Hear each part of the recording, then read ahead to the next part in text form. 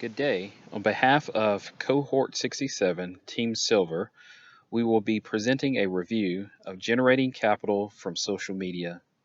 The group members contributing to this review include Walanda Jones, Brett Luke, Justin Smith, Jamal Stewart, Philip Wilson, and Kivette Woolfolk. During the presentation, we will provide a brief introduction to some key terms and definitions. We'll review tactics discussed in the article. We'll discuss some keys to success found within the article. And we'll review major and minor findings. And what we saw were some of the shortcomings in the analysis throughout the article. By way of introduction, let's examine what the article presents about social media and how organizations use it. Social media, as defined by the article, is the collection of communication platforms used to share data and collaborate with other individuals. Now, how organizations use social media vary. A company can use social media to facilitate discussion internally and between experts within the industry to increase competencies and business practices. Also, it can be used to learn the desires and values of current and potential stakeholders to increase brand reputation. An effective use of social media to create positive opinions of an organization or its products will result in a greater generation of capital. To get a good general understanding of how to create capital from social media, we need to understand the different types of capital and how we can affect each one.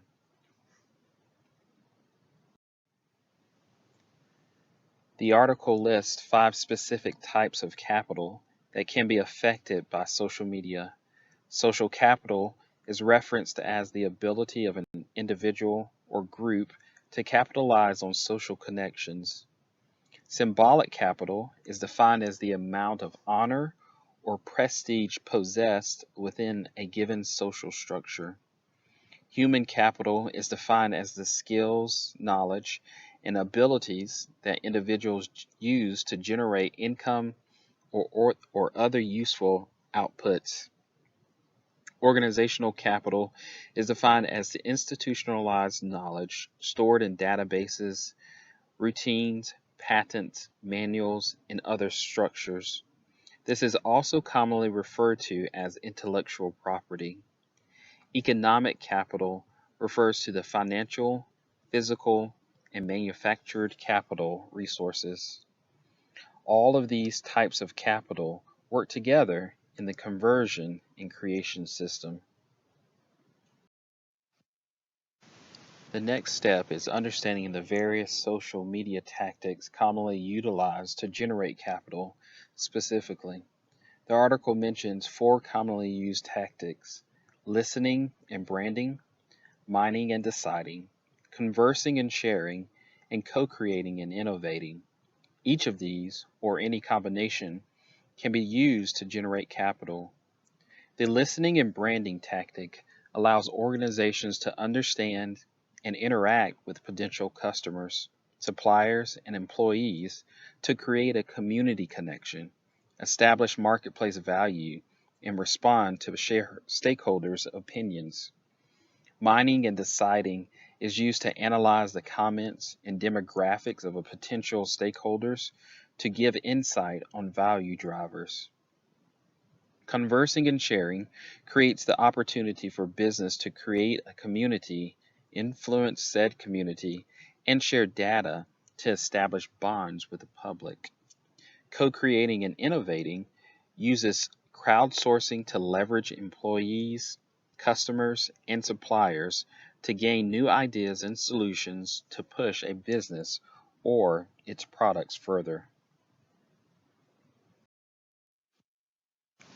In order to correctly use social media to generate capital, the organization must have a well-defined and well-understood set of objectives and goals. It must be understood that the potential gains may be diminished by improperly implemented or planned programs if the end goals and objectives are not well understood in the beginning. If risks are properly anticipated and then managed, the positive results of a properly implemented social media project can include an influx of valuable and otherwise unattainable feedback, attracting new customers, increasing both physical and IP wealth, and increasing future opportunities and increasing brand recognition. It is important for the organization to establish which type of capital it wants to target and which strategies will be best for generating that capital. Entry costs and the cost of continued social media operations must be evaluated to determine the overall value of a particular social media strategy. So defining goals and objectives, managing and mitigating risk, and establishing capital investment are required in order to deliver results anticipated. The article makes some assumptions that we would like to note before continuing. First and foremost, there is an assumption that all organizations can equally use social media to further business goals. Many organizations, public and private, operate in industries that are out of sight or out of alignment with the general public. Utilizing social media strategies for those organizations is much trickier and potentially much less profitable than those that operate in the view of the public eye. The article also assumes that there are only 5 types of capital and all are relevant to every organization. In fact, the types of capital can very well be specific to one industry and may number more than 5. Another example of a type of capital could be political capital, or the ability to generate profit by influencing others in positions of power or authority.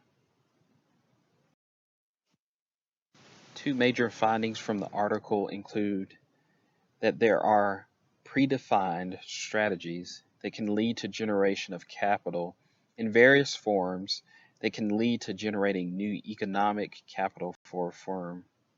The second major takeaway is a firm's ability or inability to effectively use social media could determine its financial performance and brand positioning. The article also has several minor findings or key takeaways. 2 of them include that there are many risks associated with a social media project and that those risks can vary depending on the tactics used, the implementation scheme employed, and the market the firm resides. A second takeaway is that the level of capital investment can be a key factor in a successful social media project. The article has some fairly obvious but important shortcomings. The most obvious shortcoming is a lack of real or statistical data proving the efficacy of the proposed tactics. Throughout the entire article, there are absolutely no statistics shown that prove a clear and positive change in an organization's bottom line. Every example given is purely anecdotal. There are not even any quotes from company representatives. The article also lacks comparative studies which would illustrate the benefits of the various tactics, the impact implementing each one would have, and their initial capital requirements. Generally, all of the studies or examples given are just stories that show a company either successfully or poorly implementing a social media project. We really do not have a clear picture as to the actual success, cost, and impact of each project. We feel like the article could benefit if it added just a few things. Foremost, we feel that the entire article would be much more convincing if at least one of the examples given included financial information that linked a positive net change in the bottom line compared to a project implementation cost. With the examples given being anecdotal, the article reads more like an interesting yet simple piece that lacks key information for key decision makers. Also, had the article included actual testimonials, it would have given credence to the validity of the claims made. Again, the examples contain little, if any, real data linking a project to a company. Had the authors reached out and gotten a statement from corporate representatives about each project, it would have really cemented the credibility of the entire article. In conclusion, social media is an incredible tool that needs to be harnessed by industry to deliver multiple forms of capital back to firms using it and the shareholders entrusting their equity to those firms. We hope that you have enjoyed this brief review. Good day.